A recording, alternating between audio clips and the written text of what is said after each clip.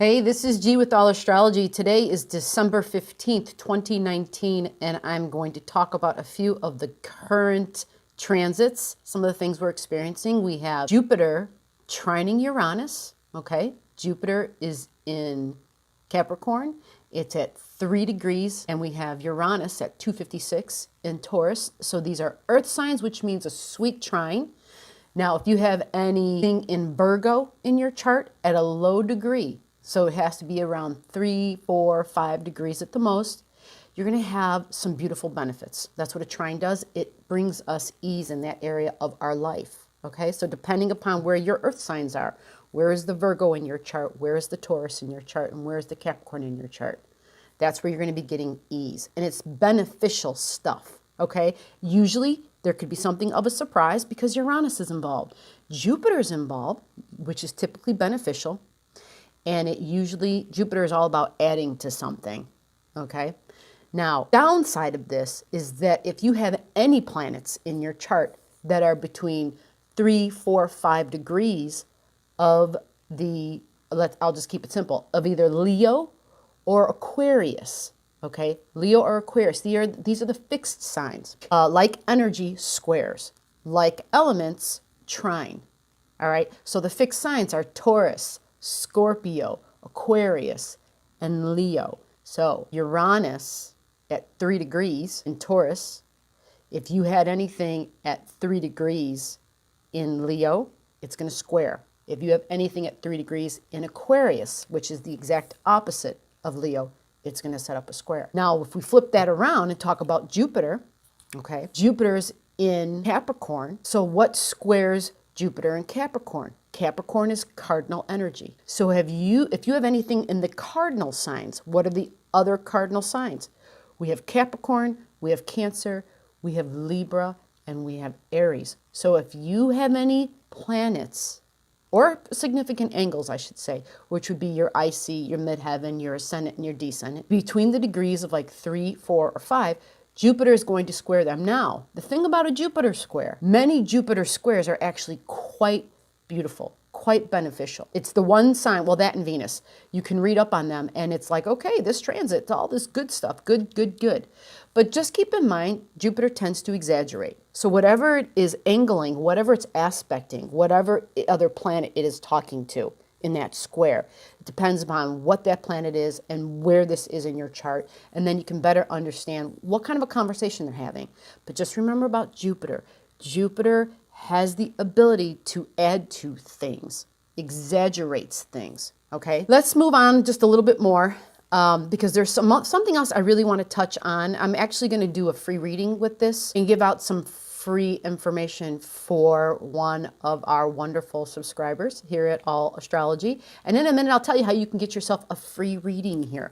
For right now, though, what I want to kind of touch on a little bit more is Mercury. Right now, Mercury, it's at 9 degrees in Sagittarius. This is a nice place for Mercury to be because Sag is all about thinking and it's expansive and it's all about communication and teaching. Mercury is the opposite end of Sag, actually. Mercury rules Gemini. And what's the opposite of Gemini? Sagittarius. So it's compatible. What I like about when Mercury and Sag are together is that Mercury has the ability to look at the details. Sagittarius just likes to look at the big picture. They would rather not have to bother with the details. They're thinking, they're ahead, they're thinking of the next step, they're thinking of just going. They need somebody else to tie up the loose ends. So when they work together, they're a beautiful team. They're very compatible in that sense.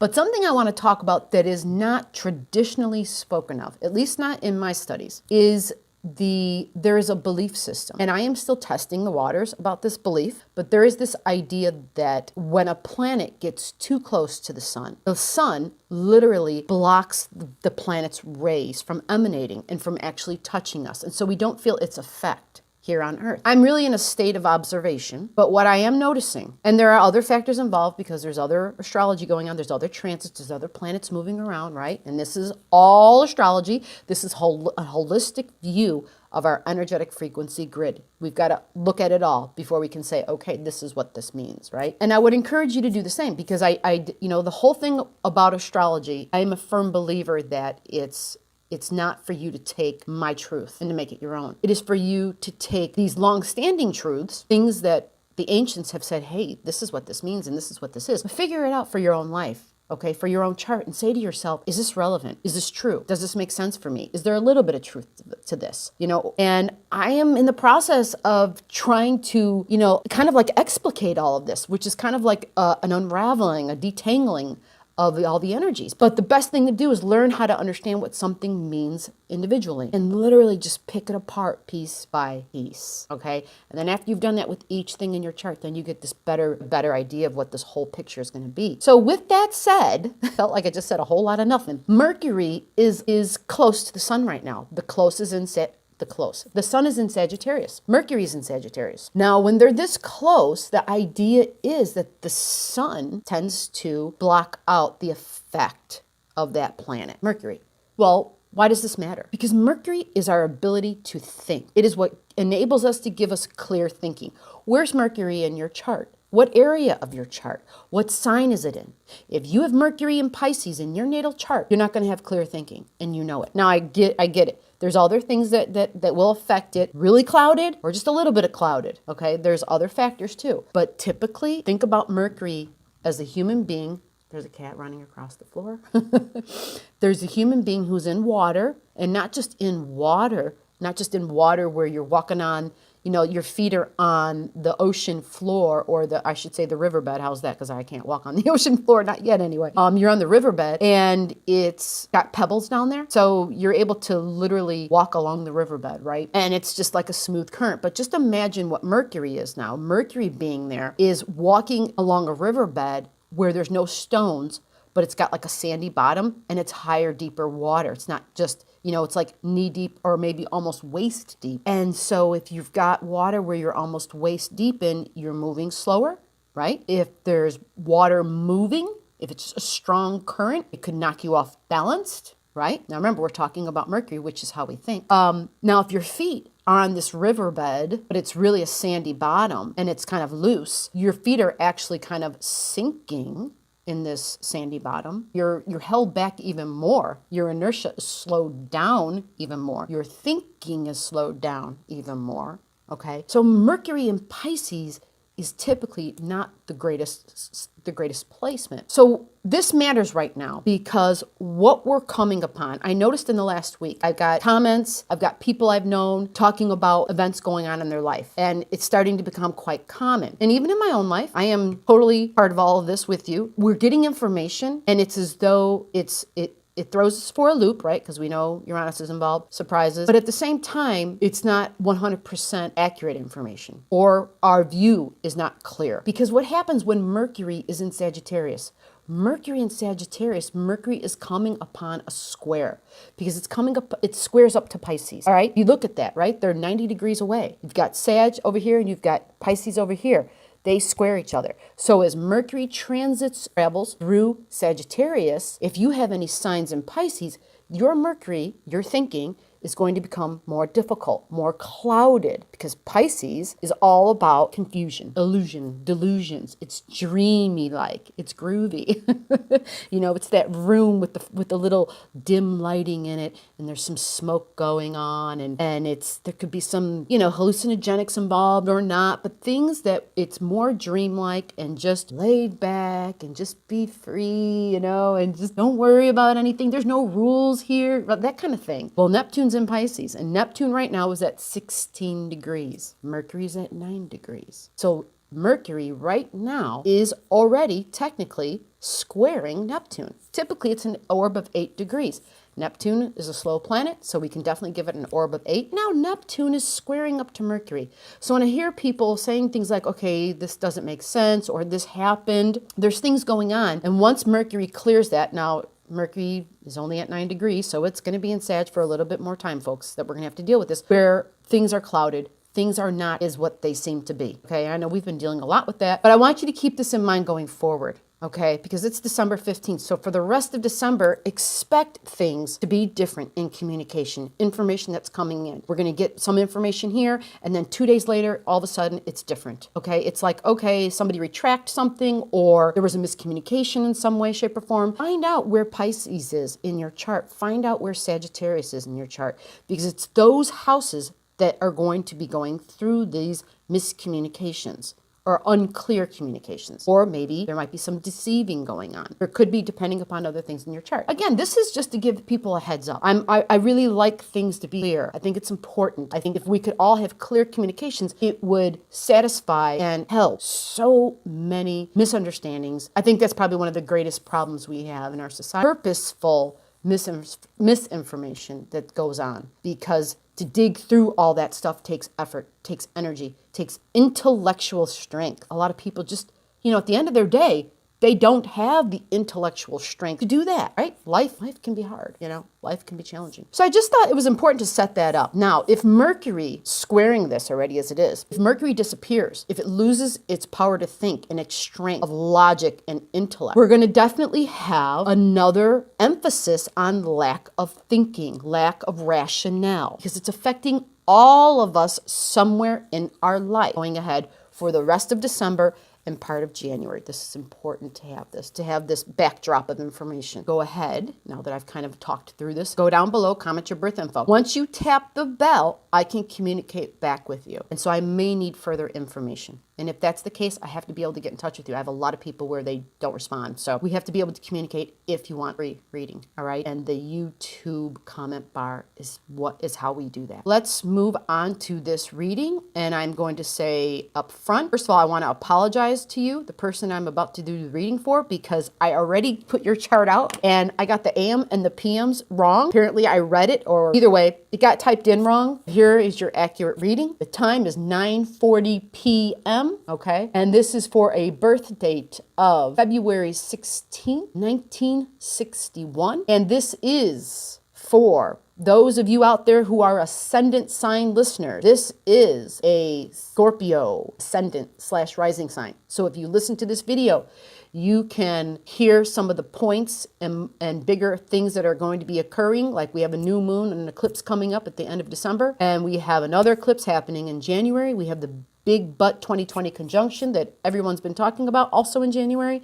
These are going to be relevant for you. So pay attention and listen up. I do name the degrees, and you could figure out a lot of these things for yourself in your chart, especially if you already put your birth info below because you want a reading. And it is a little bit of a wait, not going to lie about that, but it is well worth it. I can't tell you how many good results we've gotten and the wonderful, wonderful help people have gotten just from some of the free readings. And I mean life-changing results. So it's a beautiful thing. And we're happy to be a part of this and are so thrilled that we can make an impact in doing something that we love. Today's December 15th. First thing that I have to tell you, February 16th, 1961, 9:40 p.m., Auckland, New Zealand, that you're going to be experiencing by, within like 7 days, you're going to feel a physical decline in energy. This is something squaring your sun. In the past, you have ever had any heart conditions? Because typically something like this occurring sets up a stress, a mental, physical, chemical imbalance. And it affects our nerves because it's Uranus involved. You have a 23 degrees Uranus in Leo. So you're going to have a big T-square. It's going to be Mars, it's going to be Uranus, and it's going to be the sun. This is going to be your health and your vitality. Because I see you have Aries in your 6th house. Aries in the 6th house gives us some strength. It also Aries tend to be naive at times. If you're not a developed Aries person, there could be things about your health that you're simply just not aware of. Okay? Now, chances are you already are aware of this. It's a very good possibility. So I am just sharing this in case you are not aware of this stuff. Please get this looked into, okay? In other words, if something occurs, don't brush it off. It could be one of those things where it's short and fast. If there is a pre-existing thing, at least it's being monitored, okay? And if it's not, then now you'll have a heads up that there's something there that you maybe not have been aware of before. So I would just ask you to please look into that. Like I said, we're at the 15th, 20th, December 21st. I know it sucks. It's around the holidays. I'm going to caution you, be very careful on being overindulgent, whether it's alcohol or food. I am not a nutritionist. I am not a doctor. All I'm saying is I see certain tendencies in the chart. And based upon these tendencies, I'll be the first to say, I'm a double bull. Venus is up my ruler 2 ways, right? Venus is all about loving the good stuff, all right? Loving the chocolate, baby. Loving the sweets, loving the desserts, loving the good stuff, you know? So I understand what the hell that looks like and feels like living with it. And I want you to just, like I said, take precautions. So right around the holidays, look out. Just be smart, okay? Don't pretend that there's something here that you can ignore, all right? Just make sure that, I mean, this is, you have free will. You can do this whatever you want with it. All I can do is share what I see. After all of that, because Mars is fast, okay? Mars moves pretty fast. Now, you always, in your chart, you were born with Uranus at one end, and your sun down here at the other end. You were born that way, okay? There's a lot of things that you were born with that I kind of want to spend a little bit more time talking about, because this is stuff that I know you're aware of. You've been living with this in a good portion of your life. And I got to come right out and ask, have you always had poor vision, physical vision? Have you always had poor vision? I have, your chart shows a strong indication that you have, this vision is highly developed. Your intuitiveness, your psychic ability, working from up here, doesn't include the physical body vision though, right? Like the third eye stuff. All of that's really well developed. And there's, it's one of the hardest things about living in the physical world is when our other senses, the senses that go beyond the 5 senses, when those are highly developed, the physical senses lessen and our physical strength ends up being challenged more. So it's very complicated. It is extremely complicated to live in both worlds at the same time.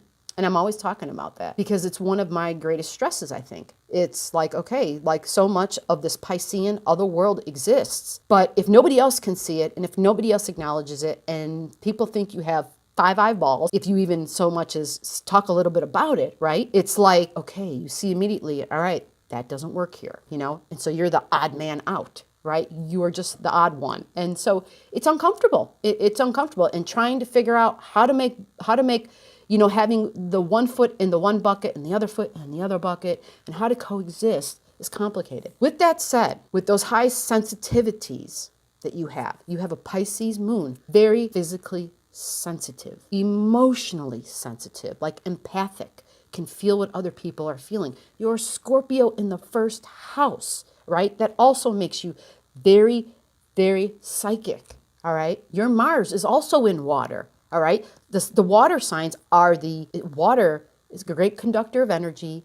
It is the spiritual location, right? Wherever water is in your chart, those are your psychic houses. Those are the houses of power on the other side, so to speak, in the unknown, the world that supposedly is not real. I have to talk in depth about that Mars. You have a 0 degrees Mars. A 0 degree number, okay, for any planet, regardless of what it is an extreme expression of that energy. You got me? You've been living with this your whole life. You have it in Cancer. Cancer is our emotional security, okay? Emotional security. What the hell is that? Our inner world, right? We all have this world inside of us. It's a world nobody can see. Only you know about it. You've got these Pisces planets. You've got energy there. You're already going to be a person there is going to be part of your inner emotional world where your only security is to keep it hidden, okay? And I get that. Now that 0 degrees Mars, because it's at 0, it's extreme, it's imbalanced. On top of that, my friend, that Mars, at that particular time,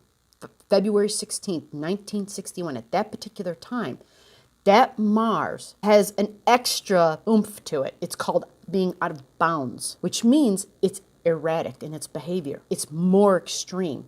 It is more unpredictable. So your inner emotional world, your psyche, unpredictable, okay? Erratic, imbalanced. This is what I'm looking at.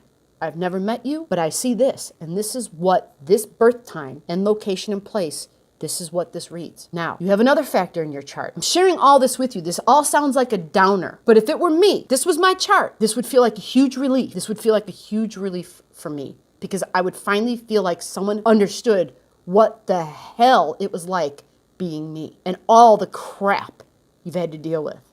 And you have had to deal with a lot. So all that other stuff I just talked about, right? Extreme, imbalance, emotions, inner emotional world, emotional security. It's in your house of your physical health and well-being too. That Pisces moon is in your 6th house. 6th house is my health, okay? You have this other thing. You have Pluto exactly opposing your Mercury. This, my friend, adds to an emotional imbalance in the way you think. This is excessive thinking, an idea that just constantly is on replay, a record that just never goes off, a tape that is just on this freaking loop that goes over and over and over. This is what's here in the chart, okay? So those few things I just talked about are huge because our mental well-being, our inner emotional world, who we are on the inside, our nervous system, stuff we can't see, physical imbalance with that Uranus opposing your sun, and it's surprise, right? And it's going to be stuff with the heart, some stuff with health that's been hard to find, hard to detect, hard to diagnose. That is also what that would lend to for you. It also having your moon, you have your moon in your 6th house. So what this means is not only do you really always have like these other things going on, they are very real, but there's also another part of your being that is really fixated toward your health. Now, I know you mentioned when I had the AM instead of the PM, and you were like, oh no, you had mentioned something about always having this idea of dying ever since you were younger, of actually dying in January of 2020. Well, shit, that's not far away. Right? Your moon being in your 6th house gives you the inclination to always have this idea of completion, of ending, of death, of moving on. So I said the 21st of December. So that actually looks like the end of December going into January 1 for you. Let me double check again here. So yeah, you are going right into the new year with this T-square. Now this T-square, which means stress.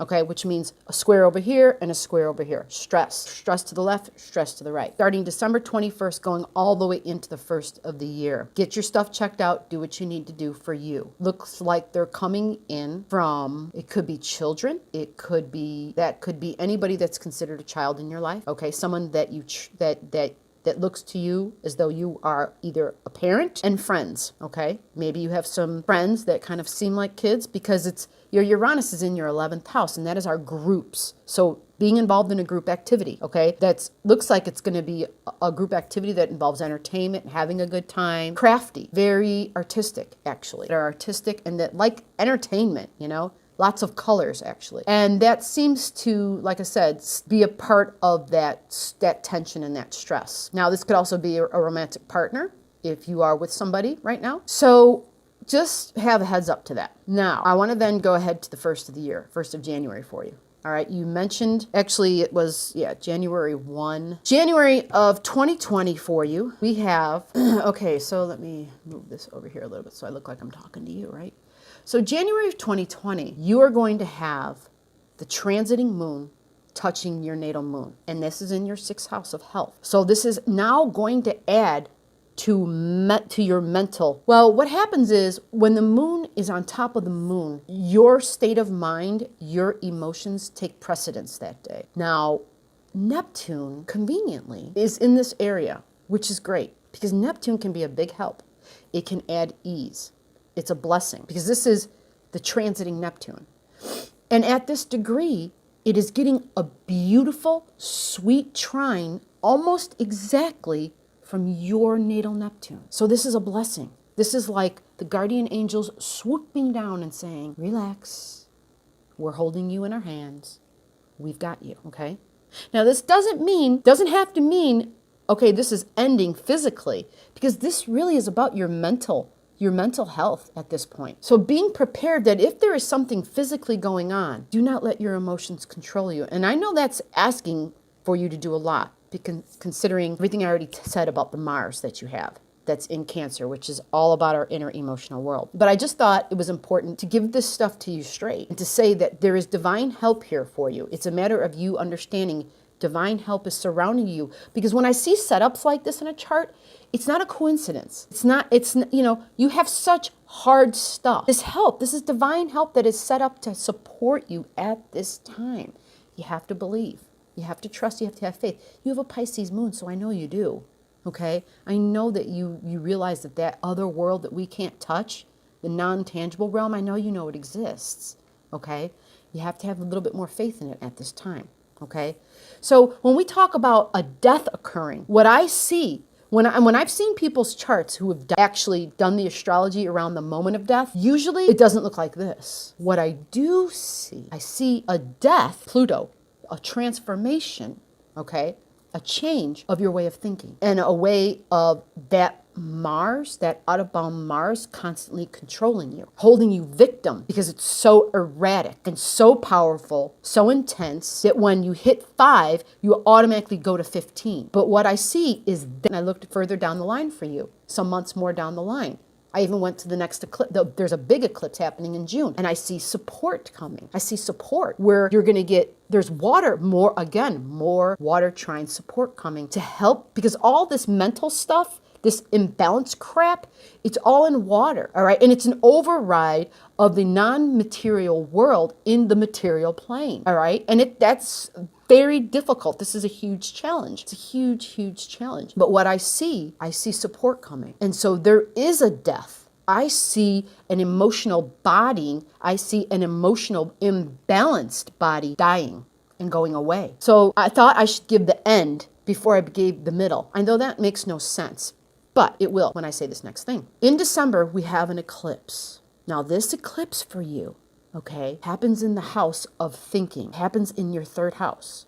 It's at 4 degrees Capricorn. Okay, this is a new moon solar eclipse. All right, what this means is we have to let something old go. We have to let it go. It doesn't work anymore. It's old programming. We have to release it. This is in your house of thinking, okay?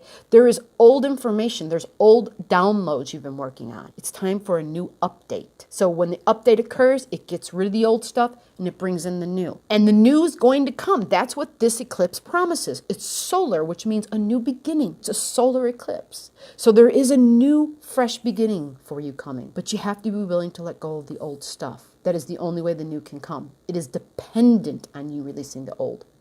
Now, there's one other thing I want to mention in your chart, and some of the stuff you have to let go of, maybe a relationship, okay? Because you definitely have changes coming to your home if you're already not in the midst of them.